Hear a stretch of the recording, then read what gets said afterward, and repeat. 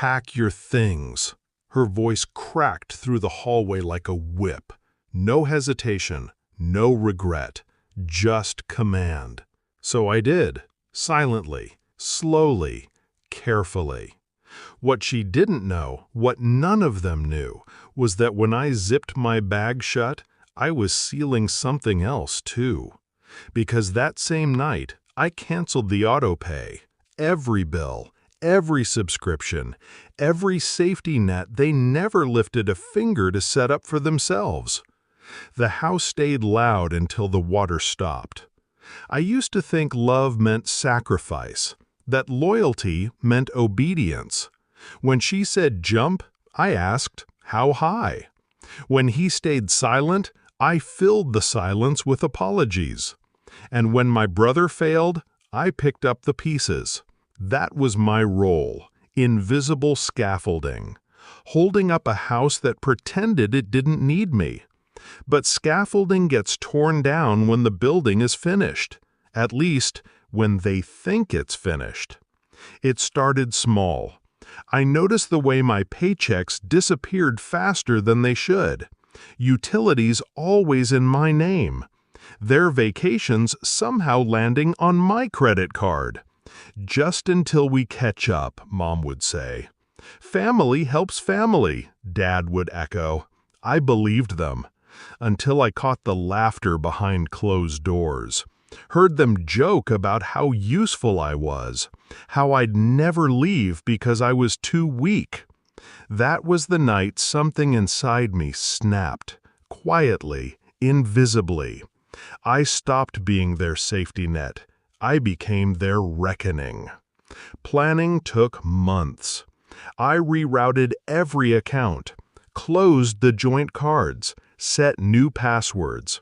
And with every move, I smiled at the dinner table, nodding as they bragged about how much control they had over me. They didn't notice I was withdrawing piece by piece. Didn't notice the autopays vanishing. Didn't notice me stacking cash in a private account. The cruelest part? They didn't notice me at all. The breaking point came on a Sunday. We were arguing again, not about money this time, about me. Mom's voice sharpened. You're ungrateful. You think you're better than us? I stayed quiet. Her face turned red. If you don't like it here, pack your things. So I did, bag by bag, room by room. They watched, stunned at first, then smug. They thought I was bluffing, that I'd come crawling back. But I wasn't leaving empty-handed. I was leaving with the last thread holding their fragile life together. The silence came 3 days later. The water shut off first, then the electricity, then the internet. No showers, no lights, no Netflix to drown out the guilt. I wasn't there to see it, but I can picture it.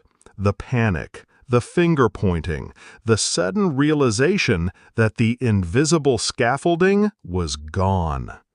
By the end of the week, they called. Not to apologize, not to beg, but to blame. You did this, Mom hissed through the receiver. Yes, I said, calm, I did. And then I hung up. Revenge isn't loud, it's quiet. It's the silence when they open the tap and nothing comes out. The darkness when the switch clicks and the room stays black. The cold realization that the person they dismissed, belittled, and exploited was the only one holding their world together. I didn't need to scream. I just needed to step away. The confrontation came months later. I agreed to meet them. Neutral ground, a cafe in town. Mom looked thinner. Dad looked older. My brother sat slumped, avoiding my eyes. "Why are you doing this to us?" she asked, voice brittle. I leaned back, steady. "I'm not doing anything to you. I just stopped saving you." Dad's jaw clenched. You're family."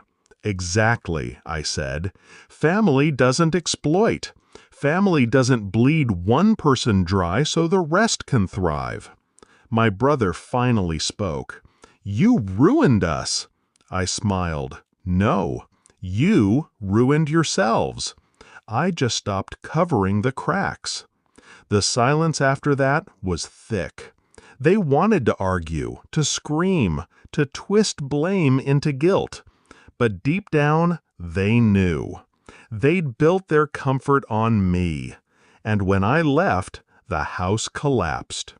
That's the thing about scaffolding. It doesn't fail the building.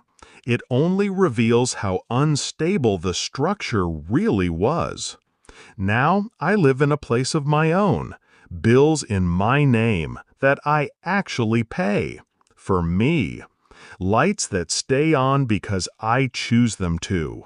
Water that flows because I earned it. Sometimes I think back to that hallway, to her voice. "Pack your things." She thought she was throwing me out, but really, she set me free. The day the water stopped, so did their power over me. And that silence, that cold, empty silence, was the sweetest sound I've ever heard.